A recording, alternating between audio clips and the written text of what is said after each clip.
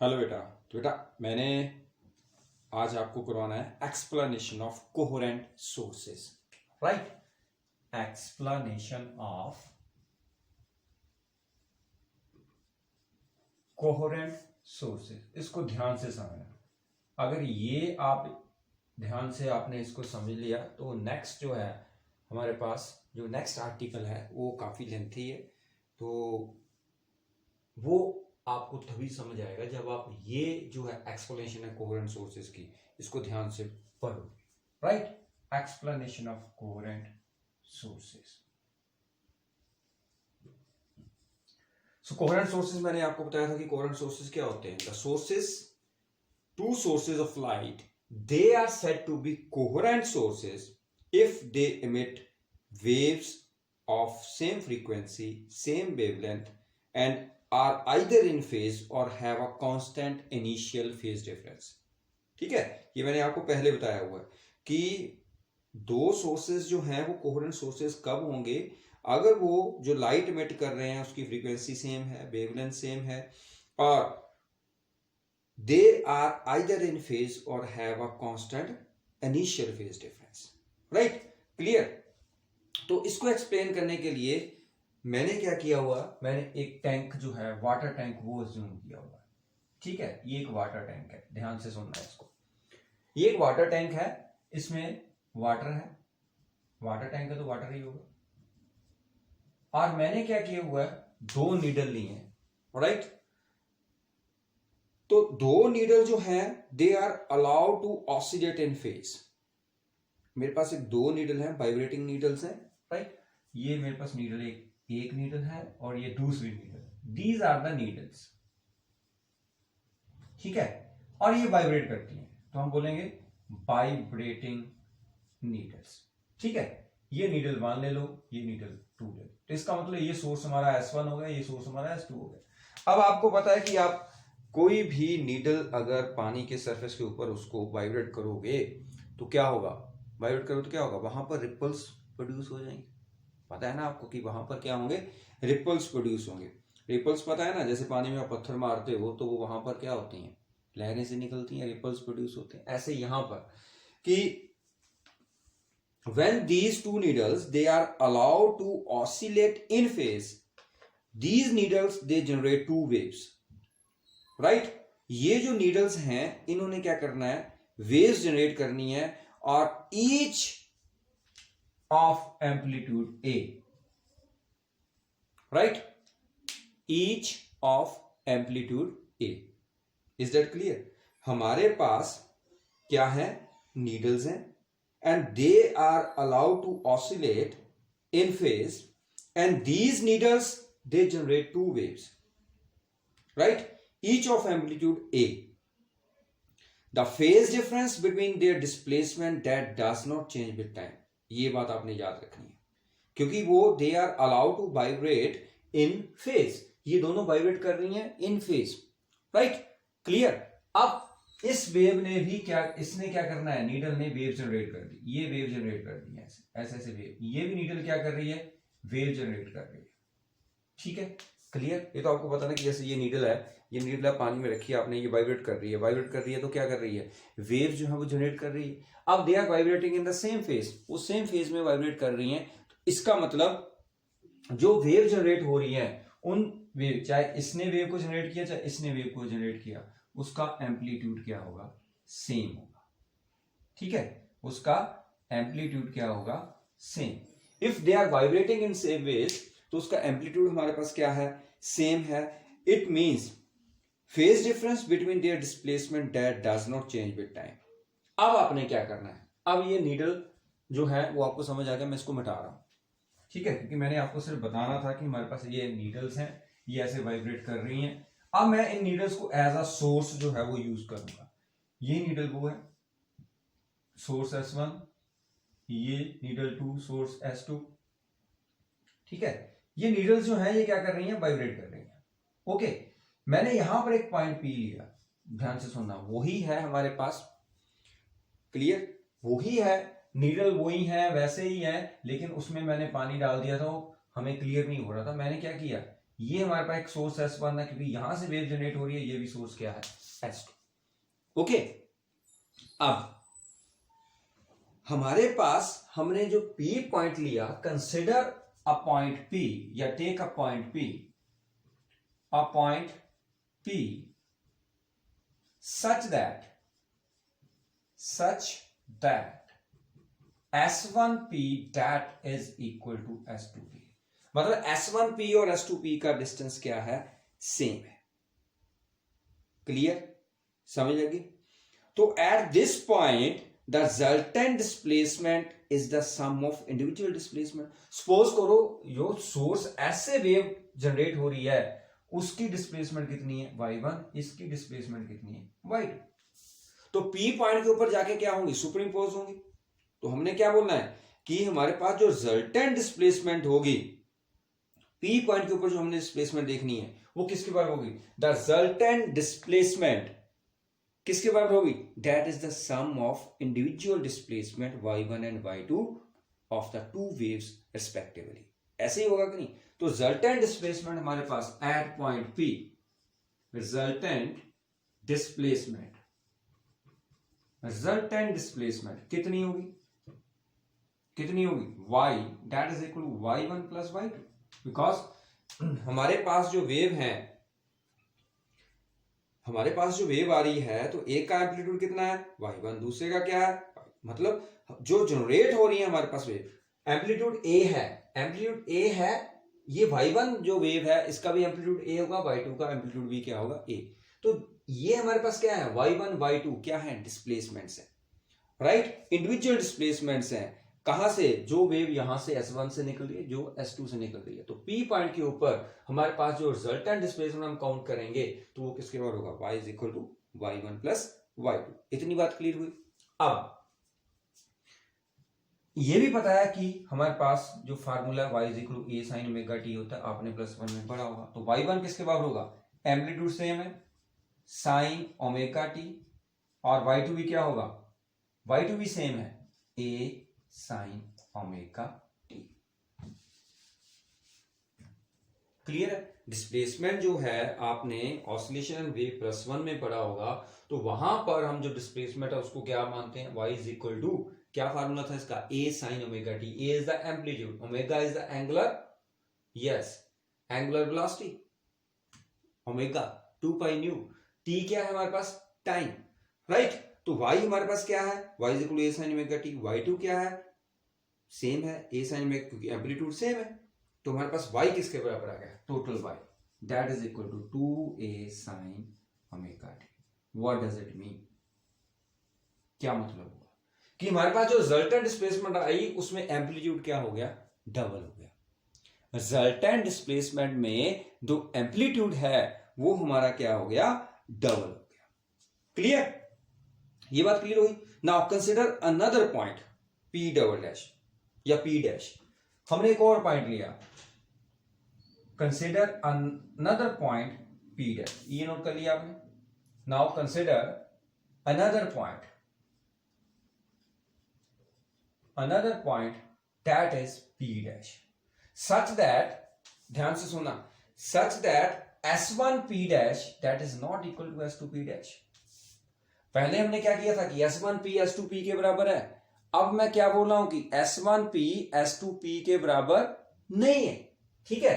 तो भी हम रिजल्टेंट डिस्प्लेसमेंट देखेंगे। तो रिजल्टेंट डिस्प्लेसमेंट जब आप देखोगे तो S1P और S2P, इसका मतलब अगर S1P और S2P बराबर नहीं है तो क्या होगा, उसमें एक difference. What is S1P, S1P क्या है, डिस्टेंस है। S1P और S2P ये क्या है हमारे पास, डिफरेंस है कि नहीं, इसमें डिफरेंस होगा क्योंकि ये डिस्टेंस S1P और S2P डैश, ये जो डिस्टेंस है इसमें तो जब दोनों बराबर ही नहीं है तो इसका मतलब इसमें डिफरेंस होगा। लेट अस सपोज कि जो S2P डैश और S1P डैश में है डिफरेंस, ये बात आप समझ गए ना कि जब दोनों बराबर ही नहीं है, जब S1P डैश और S2P डैश बराबर नहीं है तो इसका मतलब क्या होगा, किसमें डिफरेंस होगा, कुछ ना कुछ। S2P dash S1P dash, let us suppose वो lambda है। What is lambda here? That is the wavelength of the wave. What is lambda here? Wavelength of the wave. इसमें डिफरेंस है, ये तो बता। देखो अगर S1P S2P के बराबर है तो S2P माइनस S1P तो जीरो होगा, लेकिन हम क्या बोल रहे हैं कि S1P डैश S2P डैश बराबर नहीं है, तो इसका मतलब S2P डैश और S1P डैश कुछ ना कुछ होगा। वो हमने एज्यूम किया कि वो क्या है, लैम्डा के बराबर है, that is equal to wavelength of the wave. Okay, clear, पता चला। अब y1 कितना होगा, y1 होगा a sin ओमेगा t, ये तो पता है। तो y2 क्या होगा फिर, जब यहां पर पाथ डिफरेंस है, what is that, that is the path difference, what we call that, that is path difference. दोनों के पाथ में S1P और S2P डैश में पाथ डिफरेंस है, तो लैम्डा हमारे पास पाथ डिफरेंस है। हमारे पास आगे एक फार्मूला है, वो आपने शायद अभी पढ़ा नहीं है, आपने पढ़ा होगा उसमें क्या बोलते हैं +1 में। तो जो फेज डिफरेंस होता है वो 2 pi by lambda into path difference होता है। Phase difference that is equal to 2 pi by lambda into path difference delta pi. इसको हम बोलते हैं फेज डिफरेंस, इसको क्या बोलते हैं, पाथ डिफरेंस। ये हमारे पास फार्मूला है, ठीक है। ये याद करना है आपने, आपने +1 में पढ़ा हुआ है कि delta phi that is the phase difference that is equal to 2 pi by lambda into path difference. ये इनका फार्मूला है, ये रटना है, आपने याद रखना है। तो अगर हमारे पास पाथ डिफरेंस लैम्डा है तो फेज डिफरेंस कितना होगा। अगर पाथ डिफरेंस हमारे पास लैम्डा है तो फेज डिफरेंस क्या होगा। अगर पाथ डिफरेंस यहां पर लैम्डा पुट कर दोगे, ये नोट कर लिया आपने, ओके। अब देखो अगर आपके पास दिस इज फेज डिफरेंस, ये हमारे पास फार्मूला है डेल्टा एक्स, तो वो बोला डेल्टा एक्स पाथ डिफरेंस है। अगर पाथ डिफरेंस हमारे पास लैम्डा, हमने लैम्डा अज्यूम किया हुआ है, तो लैम्डा में कैंसिल हो गया, क्या रह गया 2 पाई। तो इसका मतलब there is a phase difference between these two waves. जो P point P dash point के ऊपर यहां से वेव आ रही है और S2 से वेव आ रही है, उसमें अब क्या है, अगर पाथ डिफरेंस है तो पाथ डिफरेंस तो फेज डिफरेंस भी होगा, अगर पाथ डिफरेंस नहीं है तो फेज डिफरेंस भी नहीं होगा। क्योंकि ये देखो अगर पाथ डिफरेंस 0 तो फेज डिफरेंस भी क्या होगा, 0। लेकिन मैंने क्या बोला कि जो वेव यहां पर आके S1 से लेके और S2 से आके यहां पर सुपरइम्पोज कर रही है, तो उसकी हमने रिजल्टेंट वेव निकाल दी। लेकिन जो वेव यहां से आ रही है, जो वेव यहां से आ रही है, एम्पलीट्यूड तो सेम है, बट इन दोनों में क्या है, पाथ डिफरेंस है। पाथ डिफरेंस होगा तो इसका मतलब फेज डिफरेंस भी होगा, फेज डिफरेंस भी होगा। तो अगर y1 a sin omega t है, जरूरी नहीं है कि y1 को हम a sin omega t, y2 भी हो सकता है, लेकिन उसमें y1 चेंज हो जाएगा। तो अगर y1 a sin omega t है तो y2 क्या होगा, a sin omega t plus phi. What is phi, phi कितना है, that is the phase difference. कितना निकाला हमने, phase difference, that is 2 pi. तो ये हमारी इक्वेशन बनी। तो y2 को हम लिख सकते हैं a sin 2 pi by plus omega t, या ओमेगा टी प्लस 2 पाई, ऐसे लिख लो, no problem. Now resultant displacement y, ये हम सारा कैलकुलेट किसके लिए कर रहे हैं, P डैश के लिए कर रहे हैं। देखो ध्यान से सुनना, कंफ्यूज नहीं होना। पहले मैंने यहां पर P पॉइंट लिया, जब मैंने P पॉइंट लिया तो मैंने बोला कि S1P S2P के बराबर है, राइट। तो यहां से वेव जनरेट हो रही थी, यहां से क्या हो रही थी, वेव जनरेट हो रही थी, यहां से भी वेव जनरेट हो रही थी, right. They are vibrating in the same phase, no doubt, दोनों नीडल जो है they are vibrating in the same phase, right. S1P हमने पॉइंट लिया था, P तो S1P S2P बराबर था। तो जब उसमें पाथ डिफरेंस 0 तो फेज डिफरेंस भी 0 होना था। तो हमने y1 जो है वो a sin ओमेगा t लिया, y2 क्या लिया, वो भी a sin ओमेगा t आएगा, दोनों को ऐड कर दिया, तो हमारे पास डबल आ गया, ठीक है। अब मैंने क्या किया, मैंने P डैश पॉइंट एक और लिया, यहां पर S1P डैश और S2P डैश बराबर नहीं है, इसका मतलब there is a path difference. जब पाथ डिफरेंस तो फेज डिफरेंस होगा अकॉर्डिंग टू दिस फार्मूला। मैंने बोला कि पाथ डिफरेंस कितना है, लैम्डा। तो अगर पाथ डिफरेंस लैम्डा है तो मैंने डेल्टा एक्स किया, लैम्डा पुट कर दिया, तो लैम्डा कैंसिल हो गया, क्या रह गया 2 पाई। इसका मतलब there is a path difference of lambda, then there is a phase difference of 2 pi. If there is a path difference of lambda then phase difference is of 2 pi. So हमारे पास net y किसके बराबर होगा, y1 plus y2। Put here that is a sin omega t plus a sin omega t plus 2 pi. Okay, ये बात clear हुई।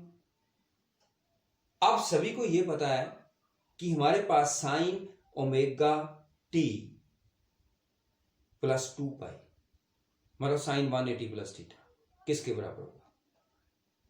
Sign 180 plus theta किसके बराबर होता है? साइन थीटा के बराबर। ये आपने पढ़ा हुआ है, जो बायो वाले स्टूडेंट है वो याद रखना, साइन 180 प्लस थीटा ये किसके बराबर होता है? साइन थीटा के बराबर होता है। तो इसका मतलब क्या हुआ? You can write here A sine omega t plus A sine omega T, क्योंकि साइन ओमेगा टी प्लस 2 पाई, साइन ओमेगा टी, सॉरी 2 पाई नहीं 360, मैं क्या कर रहा हूं, 2 pi sine 2 pi plus theta, 180 नहीं आएगा, ये साइन 180 नहीं आएगा, 2 पाई पाई होता है 180 और साइन 2 पाई कितना होता है? 360। तो साइन 2 पाई प्लस थीटा उसी क्वाड्रेंट में आ जाएंगे हम। अगर यहां पर थीटा है, अगर 2 पाई प्लस थीटा करेंगे उसी क्वाड्रेंट में आ जाएंगे। आपने पढ़ा होगा ना ये क्वाड्रेंट, ये देखो first quadrant, second quadrant, third quadrant, fourth quadrant. तो अगर थीटा यहां पर है तो साइन 2 पाई प्लस थीटा तो यही आ जाएगा, साइन 2 पाई मतलब 360, उसी क्वाड्रेंट में फिर वापस आ जाएंगे। तो इसका मतलब ए साइन ओमेगा टी प्लस 2 पाई किसके बराबर होगा? ए साइन ओमेगा टी के बराबर। दोनों को जोड़ लो फिर वही बन जाएगा 2a sign omega T. Okay, समझ आई? तो जो एम्पलीट्यूड है रिजल्टेंट वेव का अगेन क्या हो गया? डबल हो गया। ध्यान से देखो, अगेन जो है हमारे पास जो एम्पलीट्यूड है वो क्या हो गया? डबल हो गया। पहले भी डबल था, जब पाथ बराबर था तब भी डबल हुआ, जब पाथ बराबर नहीं था तब भी हमारे पास क्या हुआ? वो डबल हो गया।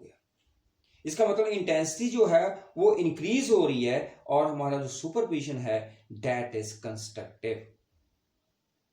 समझ आई कि हमारी इंटेंसिटी क्या हो रही है? जब एम्पलीट्यूड इंक्रीज हो गया तो हमारे पास जो इंटेंसिटी होती है that is square of the amplitude, directly proportional to square of the amplitude. अगर इंटेंसिटी इंक्रीज हो रही है, व्हाट डज इट मीन कि क्यों इंक्रीज हो रही है? क्योंकि एम्पलीट्यूड इंक्रीज हो रहा है। हमारा एम्पलीट्यूड इंक्रीज हो गया, इसका मतलब इंटेंसिटी इंक्रीज हो रही है। अगर इंटेंसिटी इंक्रीज हो रही है तो एम्पलीट्यूड इंक्रीज हो रहा है। सिंपल सी बात है। तो हमारे पास जब एम्पलीट्यूड इंक्रीज हो रहा है तो इसका मतलब हमारी इंटेंसिटी भी क्या हो रही है? इंक्रीज हो रही है। तो जब दो वेव किसी पॉइंट के ऊपर आके सुपर इम्पोज करती हैं और वहां पर इंटेंसिटी बढ़ती है तो व्हाट डज इट मीन कि वहां पर कंस्ट्रक्टिव इंटरफेरेंस या कंस्ट्रक्टिव सुपरपोजिशन हो रहा है। तो इसका मतलब क्या हुआ कि अगर हमारे पास पाथ डिफरेंस लैम्डा है, अगर हमारे पास पाथ डिफरेंस लैम्डा है जहां पाथ डिफरेंस 0 है, यही हुआ ना कि अगर हमारे पास पाथ डिफरेंस 0 है या लैम्डा है तो क्या होगा? ध्यान से सुना, पाथ डिफरेंस 0 हुआ, फिर लैम्डा हुआ, ऐसे आप 2 लैम्डा कर सकते हो, ऐसे आप 3 लैम्डा कर सकते हो, 4 5 6 7। मतलब अगर लैम्डा पहले 0 के साथ किया, फिर आप यहां पर लैम्डा लिख लोगे, फिर 2 लैम्डा, फिर 3 लैम्डा, 4 5 6 7 8, जैसे आप करते जाओगे आपके पास एम्पलीट्यूड जो है वो डबल होता जाएगा। क्लियर? समझ आ गई? तो हमारे पास क्या हुआ कि अगर हमारे पास पाथ डिफरेंस जो है S2P माइनस S1P, अगर हमारे पास जो पाथ डिफरेंस है वो इंटीग्रल मल्टीपल ऑफ लैम्डा है, ये समझ आ गया आपको? नोट कर लिया आपने, स्क्रीनशॉट ले लिया? चलो, अब मैं क्या बोल रहा हूं ध्यान से देखना। जो पॉइंट हमने लास्ट में समझना है वो अब आ रहा है रिजल्ट है कि हमने समझना क्या है। ये क्या बोल रहा है कि अगर हमारे पास S2P माइनस S1P अगर m लैम्डा के बराबर है, where m is equal to 0 1 2 3 4 and so on, तब हमारे पास जो सुपरपोजिशन आ रहा है, सुपरपोजिशन वो क्या है? कंस्ट्रक्टिव। सुपरपोजिशन क्या है? कंस्ट्रक्टिव। कंस्ट्रक्टिव सुपरपोजिशन कब होता है? जब क्रस्ट क्रस्ट के ऊपर फॉल करता है और ट्रफ ट्रफ के ऊपर फॉल करता है। राइट? क्लियर? तो हमारे पास एक कंडीशन होगी कि अगर हमारे पास पाथ डिफरेंस जो है वो इंटीग्रल मल्टीपल ऑफ लैम्डा है, तब हमारे पास जो सुपरपोजिशन आएगा वो कंस्ट्रक्टिव सुपरपोजिशन आएगा। हाँ ठीक है, ये तो हमने पाथ डिफरेंस के अकॉर्डिंग हमने किया। अब अगर बोले कि फेज डिफरेंस कितना होना चाहिए, आपको पता है कि फेज डिफरेंस जो है, phase difference that is equal to 2 pi by lambda into path difference. Right? ऐसे ही है। तो पाथ डिफरेंस हमारे पास कितना है, एम लैम्डा, तो फेज डिफरेंस कितना होगा, m into 2 pi. This is another condition for constructive interference. देखो दो कंडीशन बन गई हमारे पास, या तो आपका जो पाथ डिफरेंस है वो इंटीग्रल मल्टीपल, पाथ डिफरेंस जो है वो क्या होगा, इंटीग्रल मल्टीपल ऑफ लैम्डा, ये हुआ ना, ठीक है। और हमारे पास देखो कि अगर आपके पास कंस्ट्रक्टिव इंटरफेरेंस है तो आपके पास जो पाथ डिफरेंस होगा वो m इंटू लैम्डा होगा, और जो फेज डिफरेंस होगा वो किसके बराबर होगा, integral multiple of 2 pi, m into 2 pi, where m is equal to 0 1 2 3 and so on. समझ आई? ये एक ही के लिए कंडीशन है। अगर आप इन टर्म्स ऑफ पाथ डिफरेंस बोल रहे हो, इन टर्म्स ऑफ लैम्डा बोल रहे हो, तो आपके पास m लैम्डा आएगा, इन terms of path difference m lambda. अगर फेज डिफरेंस की बात करोगे तो इंटीग्रल मल्टीपल ऑफ 2 पाई आएगा। ये दोनों कंडीशंस आपने याद रखनी है। ये है इन टर्म्स ऑफ फेज डिफरेंस और ये है इन टर्म्स ऑफ पाथ डिफरेंस। ये आपने याद रखनी है। कंडीशन कैसे निकली मैंने आपको बता दिया कि हमारे पास एम्पलीट्यूड डबल हो रहा है। अगर आप S2P माइनस S1P 0 ले रहे हो तब भी आपके पास एम्पलीट्यूड डबल हो रहा है। 1 ले रहे हो मतलब यहां पर लैम्डा ले रहे हो तब भी डबल हो रहा है। 2 लैम्डा ले रहे हो तब भी डबल होगा। 3 लैम्डा ले लो तब भी क्या होगा, डबल होगा। एम्पलीट्यूड आपका डबल ही होता जाएगा। इसका मतलब कि ये कंडीशन जो है ये हमारी किसके लिए है, कंस्ट्रक्टिव सुपरविजन के लिए। अब अगर पाथ डिफरेंस इतने के साथ हमारे पास कंस्ट्रक्टिव सुपरविजन आ रहा है तो फेज डिफरेंस कितना होगा फिर 2 pi lambda path difference. Path difference कितना, m लैम्डा पुट कर दिया, m लैम्डा कट गया, हमारे पास क्या रह गया 2 पाई m। तो इसका मतलब अगर आपके पास phase difference integral multiple of 2 pi है देन आपके पास जो इंटरफेरेंस सुपरविजन होगा वो क्या होगा, constructive supervision. Is that clear? Clear है, मतलब आपके पास ब्राइटनेस आएगी। ये सारी बात क्लियर होगी, ठीक है। यही चीज हमने आगे यूज करनी है बेटा। ये आपकी टर्म ये याद होनी चाहिए कि पाथ डिफरेंस m लैम्डा और फेज डिफरेंस कितना होना चाहिए, m into 2 pi. Got it? चलो अब हम आगे चलते हैं। अब हमने क्या करना है, हमने एक अनदर पॉइंट ले लेना है, कहीं और ले लेते हैं, यहां पर ले लेते हैं P double dash. Now consider another point P double dash. आपने एक और पॉइंट ले लिया, ठीक है। अब हमने एक और पॉइंट ले लिया P double dash such that, consider another point, पहले लिख देता हूं, consider another point P double dash such that S2P double dash minus S1P double dash that is equal to lambda by 2। अब हमने पाथ डिफरेंस लैम्डा नहीं लिया, हमने path difference कितना ले लिया, लैम्डा बाय 2। तो यहां पर P डबल डैश के ऊपर जो हमारे पास क्या पहुंचेंगी, यहां से वेव्स पहुंचेंगी, राइट। डिस्प्लेसमेंट जिसकी इसकी कितनी है y1, इसकी कितनी है y2। तो हमारे पास क्या होगा, S2P double dash minus S1P double dash किसके बराबर है, लैम्डा बाय 2। तो हम इसको कैसे लिखेंगे, हमारे पास क्या है, resultant displacement y1 plus y2। y1 कितना है, a sin ओमेगा t, और y2 कितना होगा, y2 कितना होगा, यहां पर y2 पुट करना है आपने, तो y2 को हमने निकालना है। तो y2 को निकालने के लिए हमें पहले ये पता होना चाहिए कि हमारे पास अगर पाथ डिफरेंस इतना है तो फेज डिफरेंस कितना होगा। Phase difference that is equal to 2 pi by lambda into path difference. Path difference कितना है, lambda by 2। This is path difference, क्योंकि ये हमारे पास क्या है, दैट इज पाथ डिफरेंस। और फेज डिफरेंस का फार्मूला क्या है, फेज डिफरेंस किस बार होता है, 2 pi by lambda into path difference. तो लैम्डा लैम्डा कट गया, ये 2 के साथ 2 कट गया, क्या रह गया, पाई। तो हमारे पास जो फेज डिफरेंस आया वो किसके बराबर आएगा, पाई के बराबर। व्हाट डज इट मीन कि अगर हमारे पास y1 है a sin ओमेगा t, तो जो हमारे पास y2 आएगा वो आएगा a sin omega t plus pi. अब साइन 180, अब यहां पर 180 है, 180 है ना, क्योंकि पाई 180 होता है। तो साइन 180 प्लस थीटा किसके बराबर होता है, that is minus sine theta. ये बात आपने याद रखनी है। Sine 180, sine 2 pi plus theta sine theta होता है, sine pi plus theta y वाले ध्यान से माइनस साइन थीटा के बराबर, sine 180 plus theta minus sine theta. कौन से क्वाड्रेंट में आ रहा है? 180 माइनस थीटा सेकंड क्वाड्रेंट में आ रहा है। सेकंड क्वाड्रेंट में साइन क्या होता है? नेगेटिव होता है। एम आई राइट? सही है, ओके, ठीक है। चले आगे, सोच लो, साइन नेगेटिव होता है सेकंड क्वाड्रेंट में,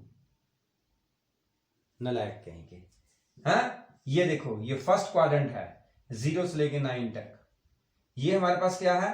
सेकंड क्वाड्रेंट है, दैट इज 180 जिसको पाई बोलते हैं। ये क्या है? 270, और ये क्या है? 360 जिसको हम 2 पाई बोलते हैं। तो sine 180 plus theta third quadrant में आ रहा है इसमें। This is first quadrant, this is second quadrant, this is third quadrant, this is fourth quadrant, right? तो मैं बोल रहा हूं साइन 180 माइनस थीटा नहीं बोल रहा हूं मैं, साइन 180 प्लस थीटा बोल रहा हूं। तो सेकंड क्वाड्रेंट नहीं है ये, ध्यान से सुनो इसको, राइट? वैसे यस यस बोल रहे हो। ये है साइन, यहां ये क्वाड्रेंट में क्या आएगा? 90 प्लस थीटा। यहां पर क्या आएगा? साइन 180 प्लस थीटा, या साइन जो भी आप बोलोगे 180 समथिंग। यहां पर 270 प्लस, यहां पर इस क्वाड्रेंट में फिर 2 पाई प्लस, ऐसे होता है। तो इस क्वाड्रेंट में साइन पॉजिटिव होता है, सेकंड में इसमें नेगेटिव होता है। ये बात याद रखनी है आपने। बायो वाले स्टूडेंट ध्यान से, मैं आपके लिए बोल रहा हूं। ये जो मैथ्स वाले हैं तो वैसे यस यस कर रहे हैं, हाँ जी हाँ जी हाँ जी, पता कुछ भी नहीं है। तो sine omega t plus pi, sine omega t plus pi मतलब साइन, सिंपल से बोलते हो, sine 180 plus theta. Sine 180 plus theta क्या होता है? माइनस साइन थीटा, तो इसलिए मैंने minus a sine omega t लगा दिया, ठीक है। तो हमारे पास y कितना आएगा? y1 plus y2, y1 plus y2 मतलब a sign omega T minus a sign omega T. तो आंसर क्या आ गया? 0। आंसर तो 0 हो गया, इसका मतलब एम्पलीट्यूड 0 हो गया। तो एम्पलीट्यूड 0 हो गया मतलब हमारे पास क्या आ गई? Destructive superposition. क्या आ गई? Destructive superposition. सर्टेन डिस्प्लेसमेंट हमारे पास 0 होगी मतलब एम्पलीट्यूड 0 हो गया। जब एम्पलीट्यूड 0 होगा तो डेंसिटी भी हमारी क्या होगी? 0 होगी, मतलब वहां पर डार्कनेस आ गई। तो हमने यहां से क्या कंक्लूजन निकाला बेटा?